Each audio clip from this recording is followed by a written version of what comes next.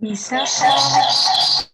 Saya kita bisa mulai untuk kuliah pamungkas ya, karena kita bisa selesaikan hari ini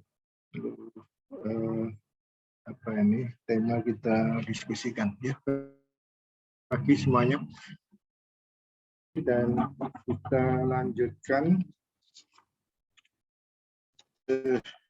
pembahasan dari materi ya tesis yang sudah dituliskan dalam itu yang diajukan.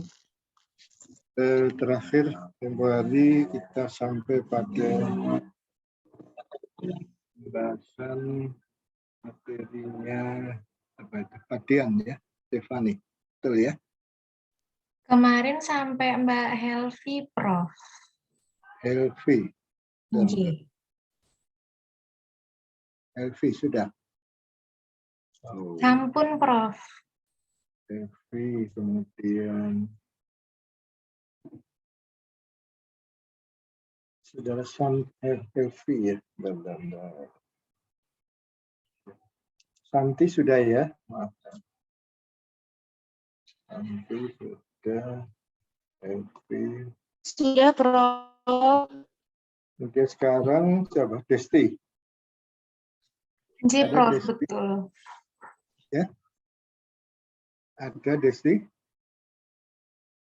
Hadir, Prof. Ya, baik. Yang diajukan adalah materinya tentang ya yogurt ya yang terbuat dari daun kelor ya. Jadi ini apa yang bisa kita baca dari publikasi. Tentunya sudah cukup banyak ya yang orang mencobakan ini ya daun kelor ini untuk berbagai tujuan ya di sana. Tapi untuk kali ini dia untuk melihat bagaimana pengaruhnya daun kelor dibikin yogurt. Ini ada dua hal yang harus Anda kuasai betul. Yang pertama adalah isi dari daun kelor itu apa? Ya, harus ditemukan secara spesifik ya, senyawa apa, komponen apa. Setelah itu yang kedua adalah yogurt, apa yang terjadi sesudah daun kelor dibikin ya, diproses menjadi yogurt. Apakah terjadi peningkatan atau justru penurunan dari senyawa-senyawa tadi. Ini perlu dipastikan ya, karena kita tidak boleh ya begitu saja menyebut ya atau menetapkan sesuatu tanpa satu pertimbangan yang betul-betul ada reasoningnya ya. Setelah itu diberikan kepada tikus obes ya, ini cukup menarik ya. Dan mau dilihat bagaimana parameter-parameter yang di sini cukup apa ya, artinya menunjukkan ya ini suatu peristiwa yang bersifat seluler dan molekuler, yaitu SIRTI namanya dan AMK1. Jadi kalau Anda ikutin ya apa itu pembelajaran kita tentang metabolisme ya berbagai macam ya zat gizi makro ataupun mikro nanti akan bermuara pada kedua parameter ini ya. Jadi silakan ini, tapi tolong ya dipastikan ya mengenai persoalan pembiayaan ya. Jadi seberapa ya rasanya sih enggak mahal ya untuk kedua parameter tadi itu ya itu. Baik. Testing. Ya. Kita lanjut lagi ke Nesia Anggela Muspita. Ada? Baik, Prof. Terima kasih banyak. Ya. Ya, kalau tadi daun kelor, maka di sini Anda ingin ya mencari apa ya, satu pembuktian ya atau ini itu memberikan yang namanya dadih. Ini juga satu hasil produk ya fermentasi ya, seperti halnya tadi yogurt itu juga fermentasi. Memang banyak hal yang bisa apa ya kita kembangkan ya dari proses-proses fermentasi ya. Jadi tolong betul-betul dianukan ya, diteliti secara benar karena tidak hanya sekedar kita apa ya tertarik dengan yang namanya dadi ini. Enggak salah, dadi ini kan berasal dari susu kerbau ya. Iya, Prof. Iya betul ya, Indonesia ya. Iya, Prof. Ya. Ini mau digunakan, dipakai untuk melihat pengaruhnya terhadap balita yang stunting ya. Jadi ini yang saya maksudkan tempo hari, bahwa kita silakan saja meneliti tentang stunting, tapi dari sisi dari satu intervensi, dari satu hal yang memang apa ya, masih ya perlu dicari pembuktiannya secara lebih apa ya, lebih dalam karena menyangkut persoalan-persoalan yang bersifat dalam ya, molekuler. Jangan hanya sekedar melihat ya bagaimana kalau seorang stunting ibunya diberi pendidikan gizi apa begitu itu ya masa lalu yang sudah tidak perlu lagi untuk diungkapkan ya karena sudah ribuan ya orang meneliti tentang itu ya gitu. Jadi silakan karena ini akan mengambil satu parameter yang cukup menggambarkan ya satu proses pertumbuhan yang pada penderita stunting itu mengalami hambatan, yaitu dilihat ya bagaimana respon dari yang namanya hormon IGF-1 ya, IGF-1 ya. Ya, jadi ini satu penelitian yang saya cukup menjanjikan seperti itu ya. Baik, saya kira ini juga layak untuk dilanjutkan. Cuma ya dikaji lebih jauh seberapa ya. Dan nanti harus dianukan ya karena dadi ini sudah cukup banyak yang menghasilkan baik itu strata 2 ya, lulusan strata 2 ataupun sampai pada lulusan S3 ya di Undip ada beberapa itu yang berhasil ya. Itu ini dari mana Saudara Nesia? Dari Jambi, Prof. Dari Jambi, Provinsi Jambi. Jambi. Kalau nggak salah satu lulusan S3 kita tapi dari Padang ya. Waktu itu saya sempat juga menguji untuk ini yang memang meneliti tentang dadi ini ya, katanya dengan berbagai parameter yang barangkali coba dibaca aja itu. Nama mahasiswanya dari dulu ya kalau nggak salah bekerja di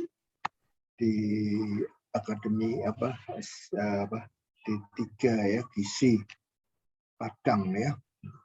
Itu ya. Silakan. Tapi jangan sampai nanti ternyata bahwa IGF ini sudah ya ada beberapa tapi tolong ditelusuri betul-betul memang belum terungkapkan ya mengenai parameter ini atau justru sudah ya gitu. Ya. Silakan. Baik, Prof. Terima kasih. Ya, kita lanjut Nabila Randenia ya. Iya, hadir, Prof.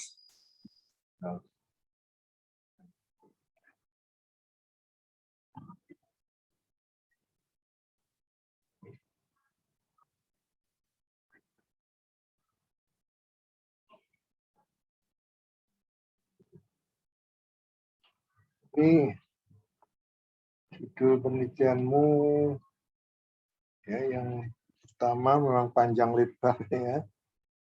Waduh, ini saya bikin dahi berkerut ya. Coba nih bayangkan nih.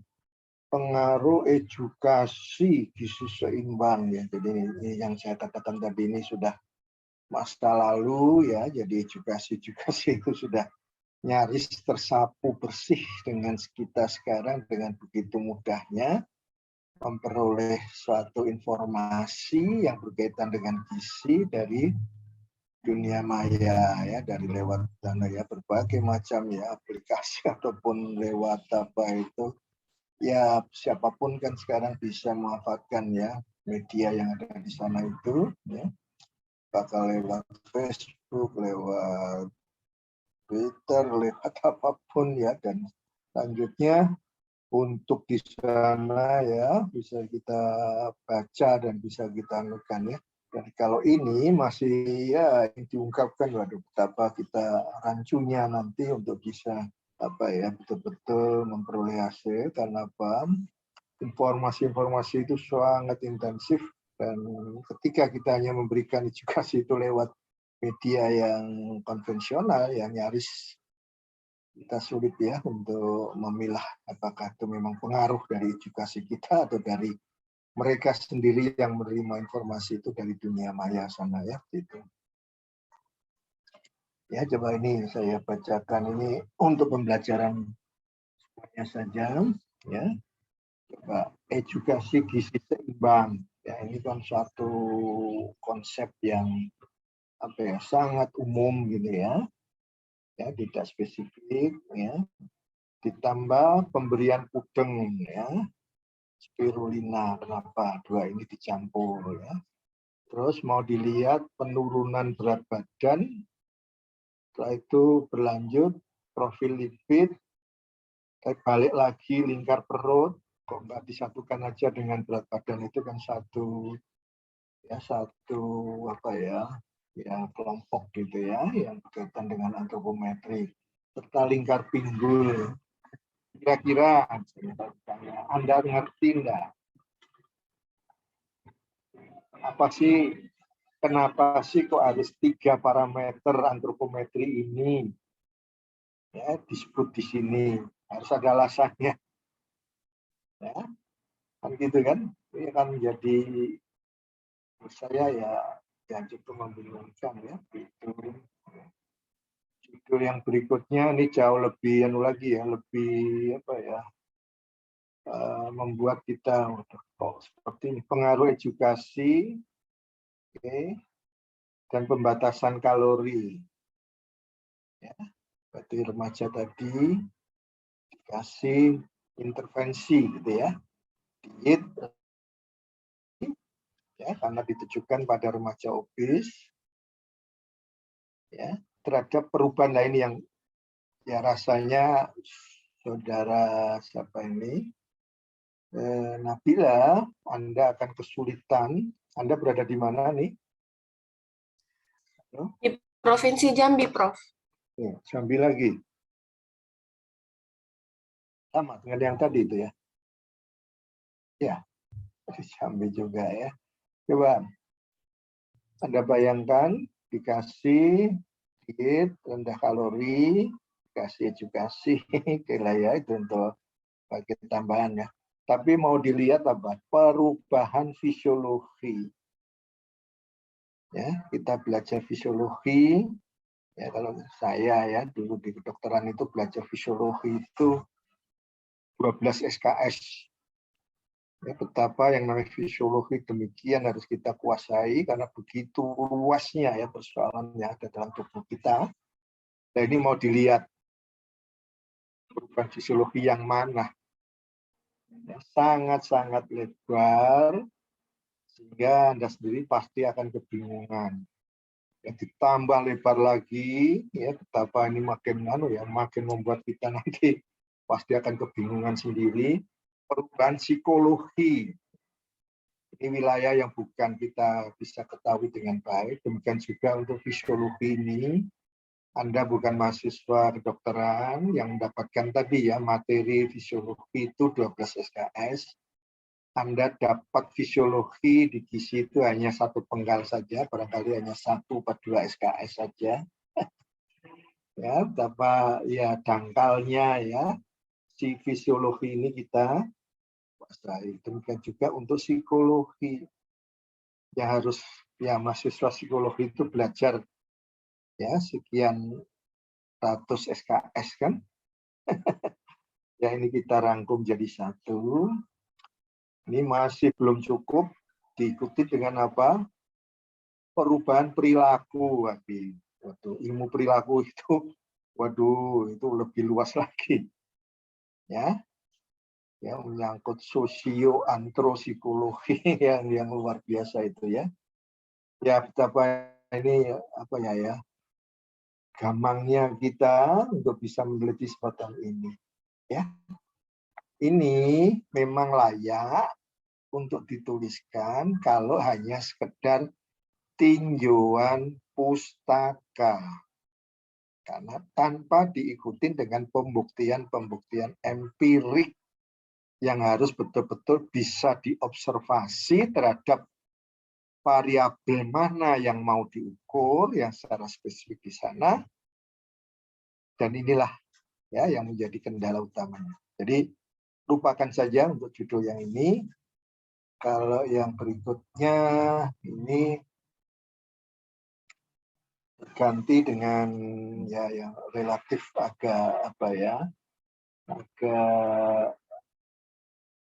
mendekati yang kita harapkan, itu yang disebut dengan efektivitas ya judulnya ini, calorie restriction ya, ini supaya keren gitu ya menggunakan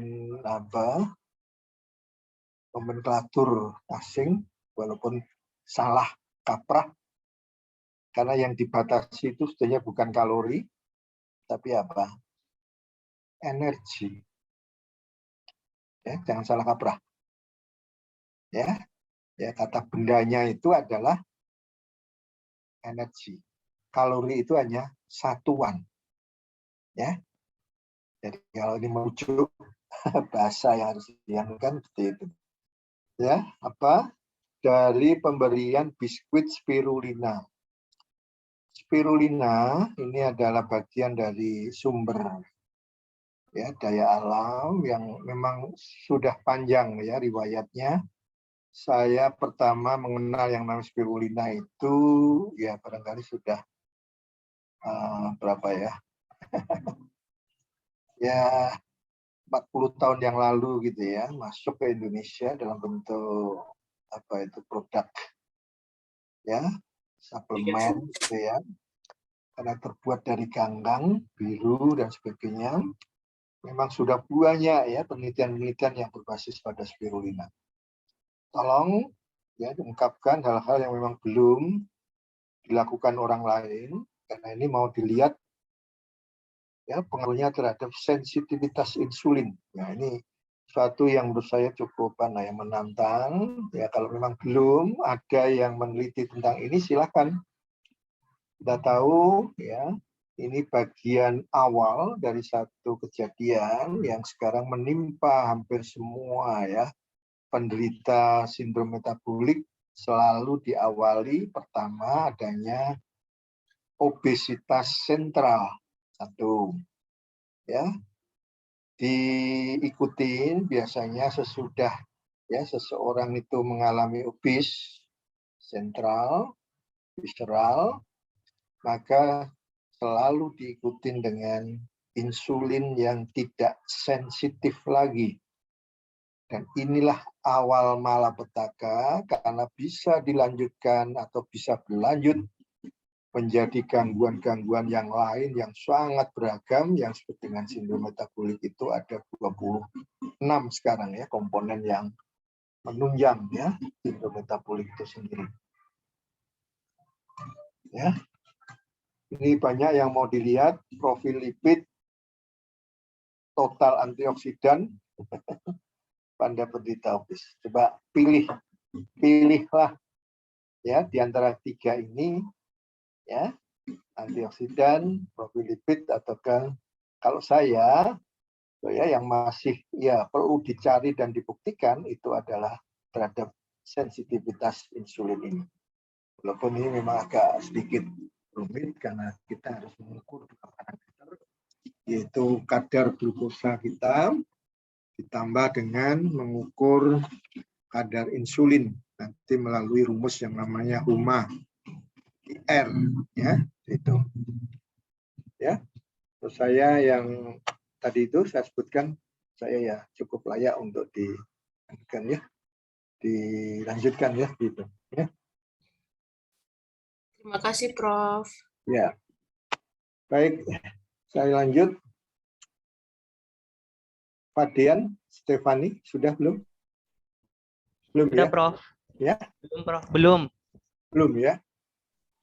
Baik, ini tertarik untuk ya meneliti pada subjek atlet ya. Kenapa harus atlet sepak bola? Ya.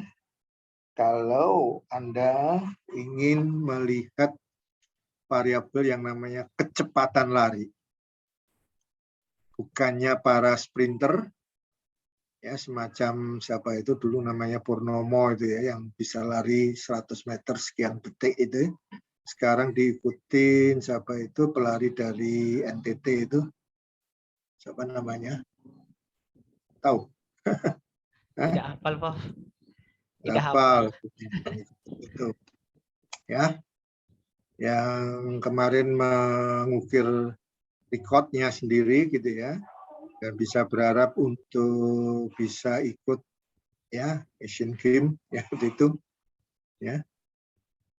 Kalau memang ya saya sarankan ya yang memang spesifik untuk bisa mengukur yang namanya kecepatan lari. Tapi kalau pemain sepak bola, ya kecepatan lari hanya salah satu saja dari banyak komponen yang ada di sana. Ya, dan menurut saya tidak cukup tepat ya untuk memilih subjek yang seperti itu. Oke. Berikutnya, ini mau dilihat dengan memberikan air kelapa. Nah, persoalannya kan kenapa air kelapa dipilih dan kemudian dilihat pengaruhnya terhadap kecepatan lari. Ada unsur apa yang ada di dalam air kelapa?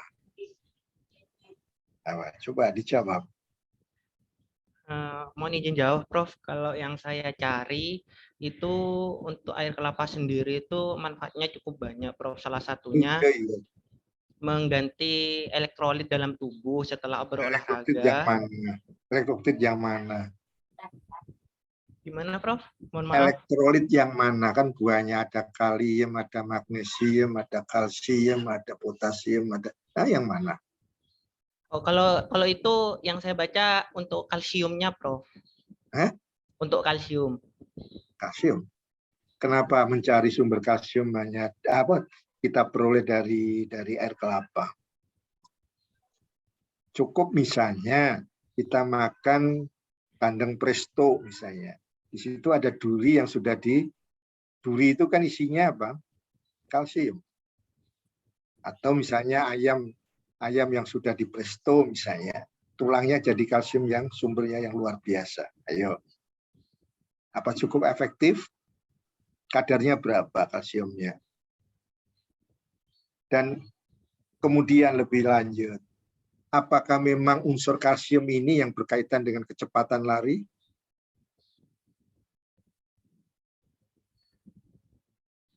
Ayo, sulit kan jawabnya? Karena yang namanya olahraga, di samping kecepatan misalnya, di situ dibutuhkan keterampilan. Itu ada kebutuhan yang khusus lagi. Samping itu ada juga kekuatan, endurance, dan sebagainya. Itu masing-masing membutuhkan komponen-komponen gizi yang mikro-mikromineral yang bisa berbeda-beda. Ayo. Nggak bisa loh ya, asal comot, asalin aja, asal serampangan aja ya. Terus pokoknya tinggi mineral itu udah ambil aja. Enggak, harus spesifik. Nggak bisa. Kita belajar hanya bagian luarnya saja, superficial ya. Jadi ini notol tadi. Nah, ini Ditambah satu lagi VO2 max ya, ini memang berkaitan dengan proses metabolisme yang berkaitan dengan tadi apa. Tapi apakah berkaitan dengan itu kalau VO max-nya begini, nanti kecepatan larinya akan begini dan setelah itu perlu memang dirangkaikan dalam satu apa ya penjelasan teoritik yang memang harus betul-betul bisa dipahami di sana. Ya, tolong ini. Saya udah bisa ungkapkan kan tempo hari misalnya. Olahraga masing-masing itu misalnya antara misalnya apa? Gulat misalnya. Itu kan butuh apa? Kecepatan? Enggak. Dia butuh apa? Kekuatan. Kekuatan. Iya. Nah, isinya apa yang diasup? Apakah sama dengan mereka yang pelari tadi sprintmu? Enggak kan? Pokoknya sampai kemarin katakan antara pelari sprint dengan pelari apa itu maraton beda kebutuhan gizinya. Jangan dianggap sama itu. Terutama adalah tadi mikronutriennya ataupun juga misalnya bentuk-bentuk apa itu sumber kalorinya, apakah dari karbohidrat simpleks yang mana, itu juga berbeda-beda. Ya, tolong dalami lagi teori-teori yang menarik itu. Ya, saya apresiasi Anda tertarik dengan gizi olahraga, ya, karena memang tidak banyak yang tertarik ke sana, padahal itu suatu yang memang luar biasa. Sampai saya katakan tadi misalnya, apa kemarin itu, seorang Ronaldo atau Messi ketika dia cedera oleh dokter, ya, spesialis olahraganya, katakan ini perlu istirahat recovery 4 bulan.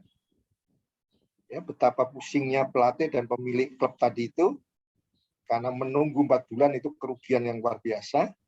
Mereka selalu berkeinginan menawar, dicepat-cepat recovery-nya, tidak 4 bulan tapi 1 bulan saja sudah bisa merumput. Apa gizi yang harus diasup supaya mempercepat proses recovery? Proses penyembuhan, proses ini itu perlu didalami secara mendalam dan itu menarik sekali. Jadi kalau Anda nanti mau jadi ya gampangannya mau konsentrasi ke sana, itu sangat dibutuhkan.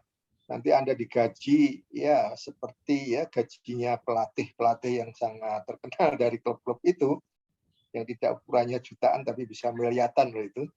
Ya gajinya. Kalau ya misalnya saya bisa mempercepat ya penyembuhan ini sehingga si Messi tadi itu bisa merumput dengan cepat ya tidak 4 bulan tapi 1 bulan. Nah, Mbak, itu kan suatu apa ya suatu ya keuntungan yang luar biasa ya suatu hal yang apa ya sangat diharapkan dan itu sangat berkaitan dengan gizi. Dengan dari dunia medis mereka tidak sampai ke sana. Karena itu sangat tergantung dengan nutrien-nutrien yang nanti diasup dari itu.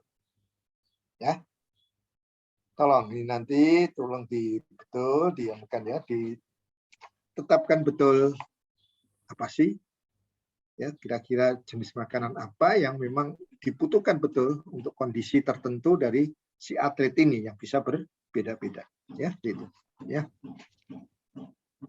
Baik, Pak Dian sudah.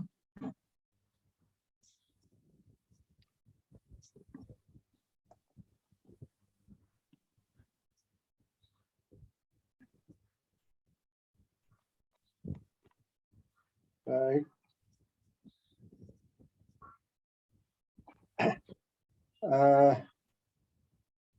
Kira-kira siapa yang masih belum ya materinya terdiskusikan? Coba silakan. Ya, Prof. Vanessa. Apa? Vanessa, Prof. Vanessa. Nah, carinya dulu. Saya ke nih bilang nih. Oh, Vanessa ya, kok belum ya? Kemarin ada masalah sinyal barangkali ya. Iya, Prof. Ya, baik. Coba saya bacakan di sini ya judulmu.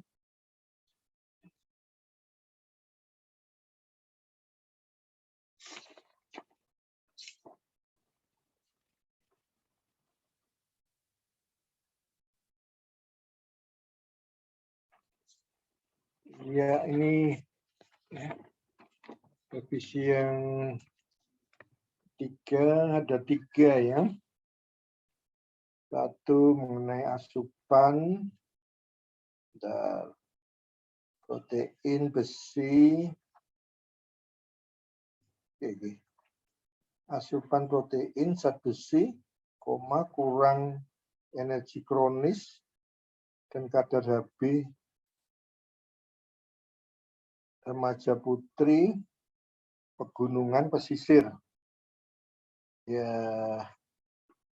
tidak usah anulah panjang lebar untuk membedakan pesisir pegunungan, nanti pasti akan ditanya perdebatkan bedanya apa, dasarnya apa, kemudian anunya apa kan gitu kan. Jadi kalau hanya sekedar menemukan aja ya tidak masalah, tapi selalu akan dipertanyakan kenapa harus itu. Ini saya hargai ini karena memang tidak banyak yang tertarik ya mengenai persoalan anemi, silakan untuk teliti ini. Tapi saya ingin koreksikan, jangan sekali-sekali Anda mempersepsikannya, karena ini kesalahan yang terus berkelanjutan dari waktu ke waktu sampai hari ini, yang menganggapnya bahwa persoalan anemi satu-satunya penyebab adalah defisiensi besi. Itu suatu pemahaman yang keliru sama sekali, yang perlu dikoreksi secara total. Ya, tolong. Ya. Jangan terjebak dengan program pemerintah yang masih fokus dengan FE, karena kita sekarang ini ya multifaktorial penyebabnya. Ya, bisa karena FE memang iya. Tapi yang lain-lain pasti ya mengalami defisiensi, bisa Cu, kuprum, bisa kobalt, bisa zinc, bisa seleniumnya, bisa B12-nya, bisa asam folatnya dan seterusnya, B6-nya dan seterusnya. Ya, tolong. Ini suatu kesalahan yang menurut saya waduh ya dampaknya. Dan kalau ini masih terjadi dalam program ya sudahlah. Ya, kita maafkan, tapi kalau ini terjadi pada akademisi, maka saya ikut berdosa ya, karena tidak memberikan suatu pemahaman yang benar bagaimana yang namanya anemi itu seperti apa. Anemi itu sangat kompleks. Paling tidak ada 4 kelompok anemi. Anemi yang disebabkan oleh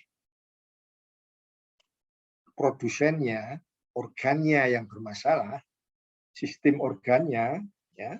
Jadi misalnya sumsum tulangnya ada masalah di situ, misalnya limfanya ada masalah, hatinya ada masalah, maka bisa terjadi anemi yang nanti disebut dengan anemi aplastik atau hipoplastik.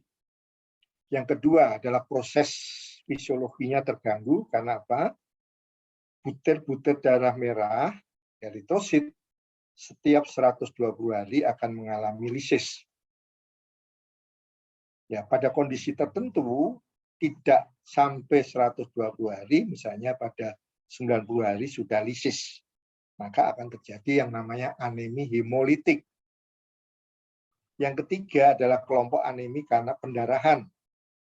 Apapun pendarahan yang terjadi, kita sebut sebagai anemi hemoragik. Baru yang keempat disebut dengan anemi gizi, yang disebabkan oleh unsur-unsur zat gizi yang menjadi defisiensi di situ, menjadi kurang. Tadi yang saya sebutkan, mulai dari proteinnya kurang, kuprumnya kurang, kobaltnya kurang, sianokobalt aminnya kurang, folatnya kurang, dan seterusnya, plus juga kurang Fe. Fe itu hanya kecil saja bagian dari defisiensi itu sendiri. Ya, tolong. Kalau ini mau diungkapkan, silakan. Dan kalau Anda mau lebih jauh untuk mengetahui jenis aneminya apa, bisa ya ditelusuri. Ya. Jadi ini mungkin yang dari Saudara Vanessa. Yang kedua ini juga kaitannya dengan zat gizi mikro. Konsumsi zat gizi mikro terkait dengan pengurangan risiko anemi. Monggo silakan. Tapi kalau yang kedua ini kan dikaitkan dengan nanti kan asupan ya kayak apa, dianalisis, jangan-jangan asupannya tinggi. Ya boleh aja nanti, tapi fokus saja mengenai anemi ini. Yang ketiga, wah ini tolong judul-judul seperti ini menyulitkan Anda sendiri nanti di dalam pembuktiannya. Ya, ini nomor 3 ini malah nggak layak sama sekali. Kesadaran tentang anemi, gimana? Ngukur sadar. Ditanya, Mbak, ini karena sasarannya pada remaja putri ya. Anda dari mana nih? Aceh ya? Iya, Prof. Dari Aceh Tengah. Ya. Ditanya, Mbak, kamu anemi ya? Gitu. Bukan. Mbak, kamu sudah sadar belum ya bahwa menderita anemi? Gitu. Maksudnya gitu. Gimana? Ini sulit lah ya. Jadi saya coba tekankan sekali lagi. Variabel-variabel yang hanya bisa diungkapkan dengan wawancara, tolong hindarkan itu. Ya, karena asas keterukurannya sangat diragukan. Ya, tolong bahwa ini kalau bisa ya ganti aja dengan yang lain-lain. Kecuali kalau hanya sekedar untuk ya variabel yang kita tambahkan di sana, bukan variabel utamanya. Ya, itu. Ya, kesadaran. Yang kedua, kepatuhan. Tanya, sampean patuh enggak? Gitu. Ya, cobalah. Itu subjektivitasnya sangat tinggi. Ya, orang tidak mau disalahkan, ya, apapun kondisinya, walaupun dia tidak patuh, ya, pasti jawabnya akan, oh saya patuh, kan? Gitu. Dan ini tadi seperti halnya yang tadi saya tandaskan sekali lagi, ternyata berkaitan dengan apa? Efektivitas suplementasi zat besi mingguan. Ya. Ini akibatnya fatal sekali kalau kita selalu ya berpendapat atau memahami bahwa satu-satunya penyebab dan satu-satunya yang bisa menyelesaikan anemi adalah pemberian suplementasi besi. Itu salah besar. Ya. Tolong, semuanya saja. Kalau Anda bilang suplementasi tablet ya tambah darah, itu barangkali masih benar ya, karena isinya tambah darah bisa macam-macam. Tapi kalau suplementasi besi, ini malah petaka besar. Kenapa? Sudah banyak diungkapkan bertahun-tahun, bahkan puluhan tahun, ini sudah ada 30 tahun program suplementasi besi ini, yang tidak kunjung bisa menaikkan hemoglobin. Untuk itu, silakan Anda belajar, betul-betul Anda dapat mengenai masalah gizi utama enggak? Belajar mengenai patogenesisnya, anemi enggak? Gimana? Belajar sampai pada molekulernya. Ya. Singkat saja saya beritahukan, besi merupakan nutrien yang mempunyai valensi besar. Sehingga dia ketika berada dalam tubuh kita dan berada bersama-sama dengan nutrien yang lain, karena valensinya paling besar, dia paling rakus. Dia paling dominan ya untuk bisa menangkap yang namanya reseptor. Besi untuk bisa masuk ke dalam sel membutuhkan yang namanya reseptor. Ketika besi ini sudah menangkap reseptor dan besi diberikan banyak-banyak, maka barangkali hampir seluruh reseptor yang ada dalam tubuh kita sudah ditangkap oleh besi. Dan akhirnya besi bisa masuk dalam sirkulasi dan akhirnya Dia nanti akan dimanfaatkan oleh tubuh. Tapi celakanya karena reseptornya sudah ditangkap semua oleh besi, maka zat-zat nutrien lain yang dibutuhkan tubuh untuk pembentukan eritrosit tidak bisa menangkap yang namanya reseptor.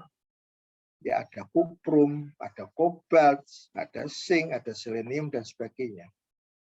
Mereka tetap bersirkulasi di dalam tubuh kita, tapi nggak kunjung bisa masuk ke sana untuk bisa nanti ditangkap ya untuk pembentukan hemoglobinnya, eritrositnya. Sehingga akhirnya apa? Ketika diukur, kadar besi di dalam sirkulasi darah memang naik tinggi. Besinya, kalau diukur hemoglobinnya, sebagai parameter anemia atau bukan anemia, atau diukur jumlah eritrositnya, ya, dia tetap rendah. Karena memang tubuh tidak mampu membentuk yang namanya eritrosit. Tubuh tidak mampu membentuk yang namanya hemoglobin. Karena unsurnya masih kurang, hanya besi saja. Dan ini terjadi sudah puluhan tahun, ya, baru ada sedikit koreksi, di situ ditambahkan zat gizi yang lain. Tapi secara akademik, ini seharusnya ya tidak perlu diungkapkan ya seperti itu ya. Karena kesalahan-kesalahan itu ya apa ya masih terjadi karena selalu yang menjadi orientasi ya saudara ini yang belajar dari apa yang berangkat dari apa ya program ya dari pekerjaan yang selama ini orientasinya ke sana. Ya. Tolong ya, kesalahan yang fatal ini, kesalahan yang sangat absurd ini tolong untuk jangan diulang lagi, ya jangan kita beranggapan seperti itu lagi. Dan celakanya lagi besi yang demikian tinggi dalam sirkulasi darah itu justru membuat malapetaka yang lain yang disebut dengan nanti hemosiderosis namanya. Ayo coba bayangkan, tidak memberikan manfaat tapi memberikan mudorot. Apa enggak berdosa itu? Ya, tolong ya, jangan sampai keliru lagi ya ini. Ya, mana Devanisa? Iya, Prof. Jelas? Jelas, Prof. Ya, yang Terima lain-lain juga lah ya. Oh, gimana? Iya, Prof. Baik, kita lanjut. Siapa lagi yang belum? Saya Prof. Dinda. Siapa? Dinda, Prof. Hah? Dinda. Nama sendiri, Prof. Sabar. Dinda Rima. Ya. Baik. Ini mengenai fortifikasi B12. Minyak ikan lele untuk anemi sebagai meningkatkan fungsi saraf tadi. Alur pikiranmu ya, tolong yang lain-lain ya. Ketika kita belajar mengenai sesuatu yang ilmiah, kita harus mampu mengembangkan yang namanya proses berpikir ilmiah. Itu terdiri dari 3 unsur. Satu adalah kerangka berpikirnya harus benar. Kerangkanya ya, tolong kerangkanya ya. Jadi struktur berpikirnya harus benar. Kedua adalah alur pikirnya, sistematikanya harus benar. Dan yang terakhir adalah konsistensi berpikir kita harus betul. Nah, di sini Anda ajukan judul yang menurut saya cukup membingungkan kalau alur pikirnya jadi ruwet ya. Coba. Fortifikasi B12 pada minyak ikan lele untuk anemi sebagai peningkatan fungsi saraf. Apa sih kaitannya anemi dengan saraf?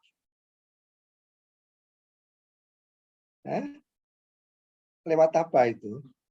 Itu 2 sistem organ tubuh atau sistem manu kita ya, tubuh kita yang berbeda lah ya. Ayo, Dinda gimana?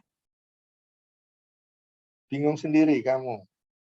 Dinda, ya komentarnya gimana nih? Maksudnya apa? Gini Dinda? Prof, kenapa saya ambil fortifikasi itu kan karena terutama pada vitamin B12 ya Prof ya. Karena kandungan vitamin B12 pada ikan lele itu sangat tinggi. Jadi kurang lebih 120% 120% dari kebutuhan harian. Jadi B12 itu bisa untuk pembentukan sel darah merah dan saraf. Jadi bisa dikaitkan dengan anemi begitu Prof. Ya, betul. Ya, kalau aneminya B12, defisiensi B12. Ya, kalau Anda baca cukup dalam, cukup banyak referensi yang ada, nyaris orang Indonesia beda jauh dengan orang Barat. Benar, orang Barat memang banyak yang menderita anemi yang namanya nanti megaloblastik. Tolong, ya, di mana ya kalau anemi kekurangan besi, eritrositnya itu kecil-kecil, warnanya pucat. Tapi sebaliknya, kalau kekurangan B12, eritrositnya malah besar dan warnanya lebih pekat, gitu ya ceritanya.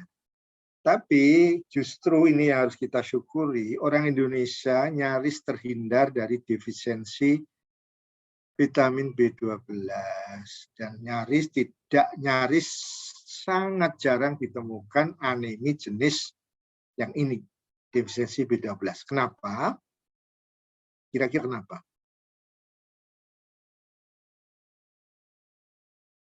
Tahu enggak jawabannya? Hah? Orang Indonesia sangat menyukai produk-produk makanan apa? Karena pangan di Indonesia, sumber pangan di Indonesia sudah kompleks untuk memenuhi kebutuhan. Pangan apa? Fermentasi.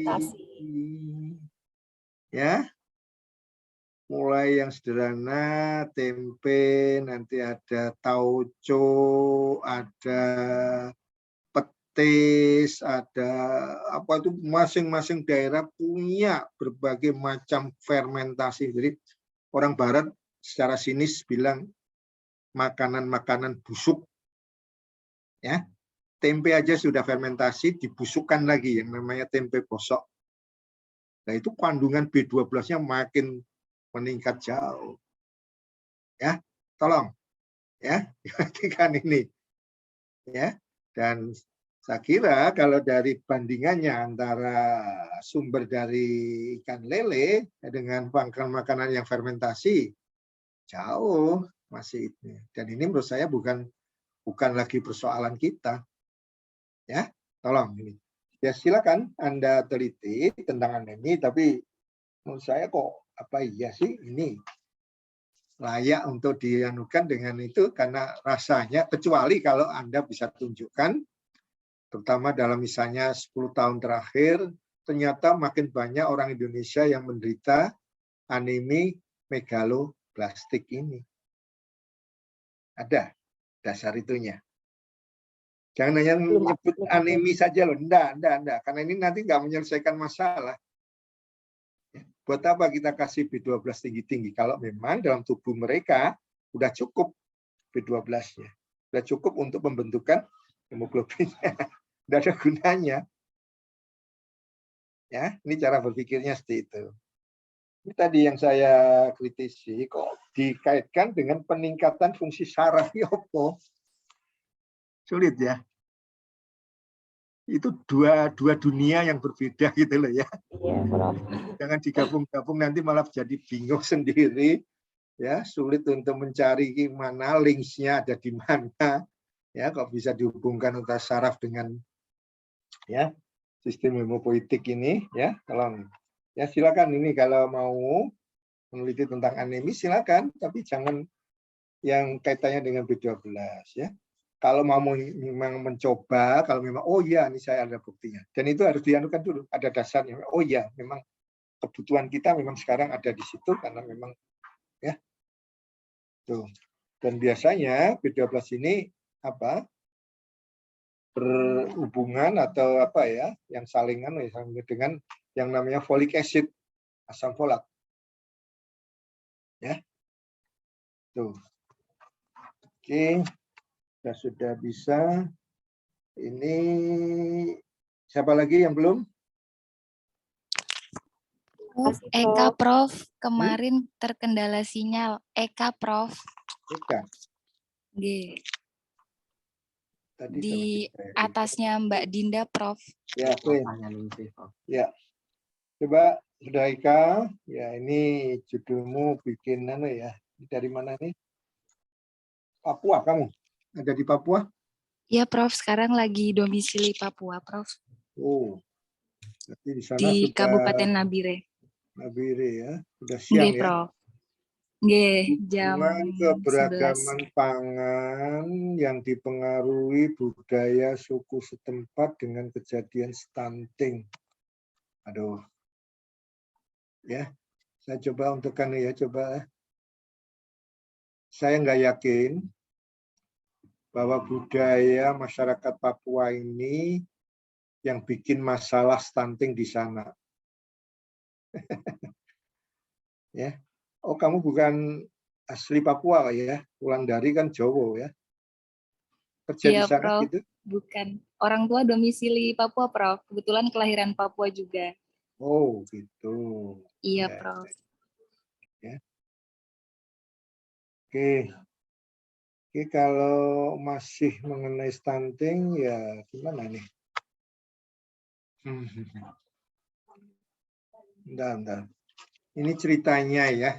Sekarang ini kenapa di banyak tempat ya, seperti di Papua misalnya ya, daerah yang sering kita dengar di sana sebelum isu tentang stunting itu ya seperti yang sekarang ya. Jadi booming gitu. Dulu kita kenal daerah-daerah tertentu di sana itu, misalnya daerah apa itu Yakahumo mana itu, ya. Itu selalu ya dari waktu ke waktu kita dengar adanya gizi buruk, kwashiorkor atau marasmus. Pada zaman dulu ya kira-kira barangkali ya beberapa dekade sebelumnya itu tidak pernah terjadi di sana. Itu artinya apa? Bahwa masyarakat Papua cukup arif ya di dalam memanfaatkan sumber daya alam yang ada di sana untuk menghindarkan ya masyarakatnya itu dari persoalan ya kurang gizi seperti itu. Kenapa? Karena mereka misalnya gitu ya, makanannya, makanan pokoknya itu adalah apa di sana? Kalau sekarang sih beda, semuanya makan nasi. Dulu makannya mereka kalau nggak jagung, itu makannya sagu. Sagu, Prof. Iya. Udah dikombinasi lauknya, kalau nggak ada makanan dari laut, biasanya menyatu ke situ, mereka makan apa?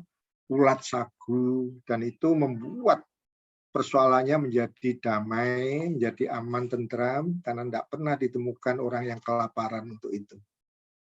Karena mereka menyatu dengan alam. Ya, nanam sendiri sagu, kemudian nanti dipanen sendiri, diolah sendiri, dan lauknya diambil dari sungai, dari laut, dan sebagainya. Tapi ketika waktu itu ya, saya sendiri ngamati itu belakangan, bahwa ada kebijakan dari pemerintah, waktu itu ada yang namanya Orde Lama, ya, dan Orde Baru, ya semenjak Orde Baru, ya kepemimpinannya presiden kita yang kedua, yaitu Soeharto, yang menyatakan bahwa sagu, kemudian juga nanti jagung, kemudian umbi-umbian, itu tidak layak dikonsumsi oleh masyarakat. Mereka secara massal diminta, dihimbau, dimingi-mingi, dan seterusnya untuk beralih ke makanan pokok yang lain, yaitu nasi. Ya, ini suatu kebijakan yang menurut saya kesalahan yang sangat fatal, karena mengubah seluruh ekosistem yang ada di sana. Kenapa? Karena akhirnya sudah keenakan orang menyantap nasi, untuk kembali makan sagu lagi mereka tidak akan mau. Tapi celakanya bumi Papua, tanah Papua itu sulit untuk ditanami padi. Betul enggak, Ika? Enggak tahu, enggak melihat sekelilingnya. Ada beberapa daerah, Prof, kayak daerah Trans Hanya itu satu juga. mereka Iya, mereka Iya. pekerjaannya sebagai petani juga orang-orang. Iya, tapi nggak cukup untuk apa yang menyangga ya logistik pangan seluruh orang Papua yang sudah beralih menjadi ini. Ya, kalau mereka tidak ada sagu, misalnya apa? Makan keduanya, umbi itu sangat mudah Umbi-umbian. ditanam, sangat ya. Dan sekarang sudah mereka beramai-ramai pindah bagi makanan keduanya. Kalau tidak ada nasi, makanannya apa? Mie. Dan itu juga kesalahan fatal. Karena gandum tidak bisa ditanam dimanapun di bumi Indonesia ini. Akibatnya apa? Mereka tergantung dari pasokan sumber pangan yang namanya padi dan sebagainya tadi, beras dan sebagainya tadi, dari luar kan. Akibatnya apa? Ketika pasokan itu terhalang oleh misalnya musim, misalnya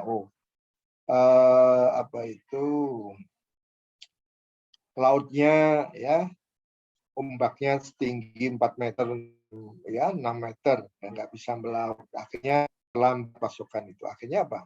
Mereka pada kelaparan. Padahal kalau dulu tinggal cabut saja kan umbinya yang ada di kebun, ya tinggal ada potong. Sekarang nggak bisa. Inilah kesalahan fatal. Dan itu kalau dihitung-hitung menurut saya dosanya luar biasa. Ya, sebagai presiden waktu itu. Ya, karena membuat suatu kebijakan yang salah sama sekali. Ya. Nah, akhirnya kita temukan banyak sekali daerah tertentu di situ ada kantong-kantong yang menjadi langganan gizi buruk dan sekarang manifestasinya menjadi gizi stunting dan sebagainya itu. Ya, ini riwayatnya, ya. Dan ini terjadi tidak hanya di Papua, nanti di NTT seperti itu, di Maluku seperti itu dan seterusnya. Ya. Ini persoalan ya ketahanan pangan yang sangat rumit. Dan kalau ini kamu hubungkan dengan keberagaman pangan, tidak ada namanya keberagaman di sana. Di mana-mana sekarang itu pilihannya itu satu nasi, kedua mie sudah, baru nanti ketiga ya sumber gandum yang lain. Yang lari ke umbi-umbian nyaris sangat-sangat kecil. Ya, sehingga namanya keberagaman nyaris ya tidak terjadi, tidak ada di sana. Apakah benar ini yang menjadi penyebab stunting? Dan itu bukan karena pengaruh budaya ya, bukan itu, tapi karena apa? Karena pemerintah sendiri. Pemerintah, kebijakan. Bukan mereka, jangan salahkan masyarakatnya. Kesalahan besar kalau kita menyalahkan mereka. Mereka itu ya ngikut saja gitu ya, disuruh ini ikut ya. Prof. Ya, ini yang kalau akhirnya mau diteliti yang mengenai apanya, coba. Masih mengenai stunting? Iya, Prof. Coba. Mau dilihat dari apa? Mau dibuktikan dari sisi yang mananya?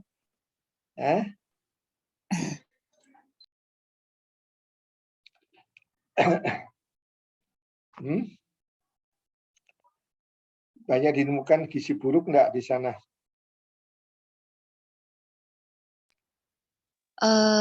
Kalau untuk data gizi buruk sendiri, mohon maaf Prof, saya belum tahu Prof kalau untuk datanya. Cuman kalau di sekitaran rumah saya kebetulan juga masih banyak orang-orang yang memang asli Papua, Prof. Dan kalau melihat dari perawakannya, hanya melihat dari perawakan saja ya, Prof, itu ya mungkin ada masalah dengan itu, Prof, dengan seperti gizi buruk seperti itu, Prof. Ya, silakan ya, kalau ini memang cukup sesuatu yang yang barangkali bisa kita ungkapkan secara lebih tajam ya. Coba cari ya, di konsentrasinya adalah mencari tahu benar-benar ya, berdasarkan satu studi yang layak, studi yang benar-benar diukur dengan ya asas keterukuran yang benar, kondisi yang namanya malnutrisi di sana itu seperti apa. Itu ya, coba Anda ingin coba ungkapkan ya di sana ya, di Papua. Nanti berdasarkan misalnya ya di daerah-daerah yang sudah tersentuh dengan teknologi ya di daerah perkotaan ya, dibandingkan dengan yang di pedalaman, atau ya potret dari malnutrisi itu sendiri ya, spektrumnya seperti apa ya, baik itu gizi kurangnya termasuk stunting sampai pada yang gizi buruknya, kwashiorkor marasmus, memang terjadi apa enggak, ya, ada berapa angkanya, sampai terjadinya obesitas. Jangan-jangan mungkin di Papua sudah banyak yang obesitas untuk daerah-daerah di perkotaan, karena makannya bersumber dari makanan-makanan produk pabrikan misalnya. Ya. Coba nanti petakan seperti itu, jadi lebih pada memberikan peta, profil, ya, potret yang senyatanya real betul yang terjadi di sana seperti apa. Ya cukup tadi itu antara yang di perkotaan, kalau mau gitu ya, agak-agak gitu ya. Jadi pusatnya di mana kota, kemudian agak ke pinggiran sampai pada yang pelosok. Jadi nanti ada 3 kategori. Jangan-jangan tidak beda. Dan ini menurut saya nanti menarik sekali. Tapi tolong tentunya dengan jumlah yang namanya sampling yang lumayan banyak. Jadi betul-betul Anda nanti bekerja keras untuk bisa memotret itu secara potret yang betul-betul mewakili ya masyarakat di sana gitu ya. Ya tidak hanya mungkin ya bisa ratusan nanti ya jumlah sampelnya itu betul-betul nanti di mapping dengan benar gitu ya, supaya nanti inilah potret dari Papua yang sebenarnya seperti ini. Ya, jangan lagi kita mengandalkan yang namanya Riskesdas itu waduh itu kerjanya salah-salah saja, metodologinya ngawur kadang-kadang itu. Saya selalu tidak percaya dengan angka-angka yang ditunjukkan oleh Riskesdas. Ya. Itu. Nah, baru setelah itu coba kaitkan dengan apa. Ya, barangkali satu ya kaitannya dengan pola makan mereka seperti apa. Jangan-jangan ya semuanya sudah tadi yang saya mengandalkan dari coba potret betul. Apakah umbi itu masih disantap oleh masyarakat di sana? Misalnya. Ya, gitu ya. Dan gitu nanti itu ada manfaatnya buat kita. Jadi buat juga masyarakat yang lain, dan kita kan seperti ini kan sekarang hanya gambarannya itu seperti yang ditunjukkan oleh Riskesdas, dan menurut saya tadi karena metodologinya nggak karu-karuan gitu ya, saya nggak percaya dengan angka-angka itu ya, dan itu tidak dalam ya studinya gitu. Oke. Baik, Prof. Terima kasih banyak, Prof. Yang lain? Ini Ismi ada, Ismi? Sudah belum? Belum ada chapter. Ada, Prof. Ada Ismi. Yang usulan ketiga mungkin, Prof, yang terbaru, Prof, belum dibahas. Ketiga apa? Pemberian ini? Yang pengaruh pemberian simbiotik, Prof, terhadap profil lipid. Cobalah ya dipelajari betul, difahami betul, ya. Simbiotik itu isinya apa? Kelebihannya apa? Unsur apa saja yang ada di sana? Ya. Kemudian kaitannya dengan profil ya, lipid. Ini sudah kabrek-kabrek loh ya, orang meneliti tentang profil lipid loh ya. Ya, pada obes ya. Apa enggak ada parameter yang lain lagi gitu ya. Terutama yang berkaitan dengan ini loh, simbiotik ini.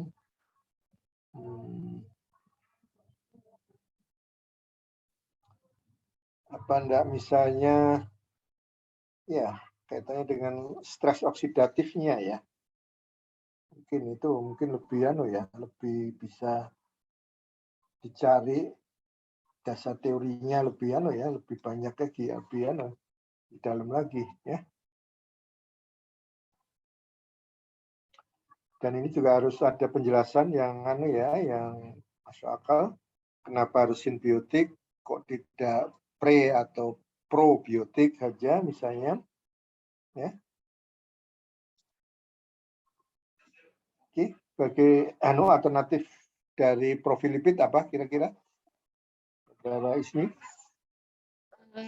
Mungkin ini Prof kadar SCFA, short chain fatty acid, karena memang yang saya lihat hubungannya dari simbiotik itu melalui SCFA. Oke, kalau memang karena itu mata rantai yang nanti akan bisa menjelaskan ya short chain fatty acid ya. Tapi masih profil lipid. Tapi jangan banyak-banyak profilnya. Ya sekarang aja yang yang paling banyak dicari itu sebetulnya satu LDL, tapi betul-betul LDL yang oxidize ya. Jangan sekedar LDL-nya saja, tapi yang oxidize ya, yang teroksidasi. Kemudian triglycerid dan HDL ya, rasionya terutama ya. Itu kira-kira. Baik, Prof. Sekarang yang banyak dipakai sebagai parameter untuk ini ya, terjadinya sindrom metabolik itu kan rasio ya. Triglycerid HDL kan itu yang lebih bermakna untuk dipakai sebagai ya biomarkernya ya gitu. Ya, itu aja. Ismi. Baik, Prof. Terima kasih. Sudah semuanya? Mohon izin, Prof. Ya. Reina Budiatri, Prof. Mohon masukannya untuk judul ketiga, Prof. Siapa? Reina Budiatri, Prof. Mohon petunjuk ya untuk judul ketiganya, Prof.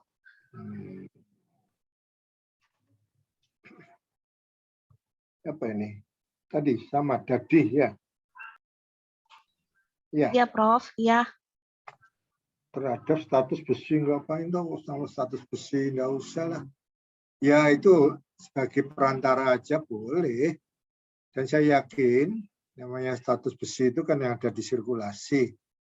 Ya sampai pada ininya lah ya, misalnya pada tadi itu aneminya ya. Ya. Ya jangan artinya anemi. Potensi ya, jadi sampai untuk penanggulangan aneminya ya, Prof. Iya kan anemi. Ya. Jangan berhenti di status besi, tidak ada gunanya. Baik, ya. Prof. Nah, jangan-jangan, oh iya status besinya udah tinggi, tapi nggak taunya apa. Nggak bisa dipakai untuk pembentukan hemoglobinnya karena diblokir, gitu ya. Kenapa diblokir? Karena apa ya? Banyak kan yang bisa berperan untuk memblokir itu kan. Antara misalnya ada logam berat dan sebagainya. Gitu. Baik, Prof. Artinya nanti ditambahkan parameternya lagi ya, Prof? Iya. Nah. Oke.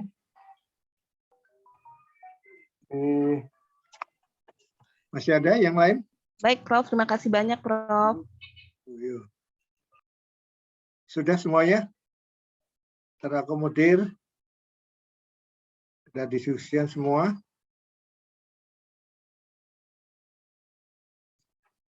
Ya? Mana? Halo? Sudah semuanya? Ya, baiklah kalau sudah semuanya. Sebelum saya akhiri, tolong sekali lagi, ini nanti sebagai produk ya, sebagai outcome-nya, Anda harus bisa menuliskan proposalnya sampai bab 1 ya, kalau gitu ya, itu. Atau mau lanjut lagi, karena soalnya nanti yang menentukan itu. Tapi betul-betul ya, kalau memang bab 1 ini ditulis dengan benar, itu memang tidak mudah karena butuh kita referensi yang cukup banyak untuk itu. Dengan begitu nanti tolong referensinya dicantumkan juga, ya. Seperti apa?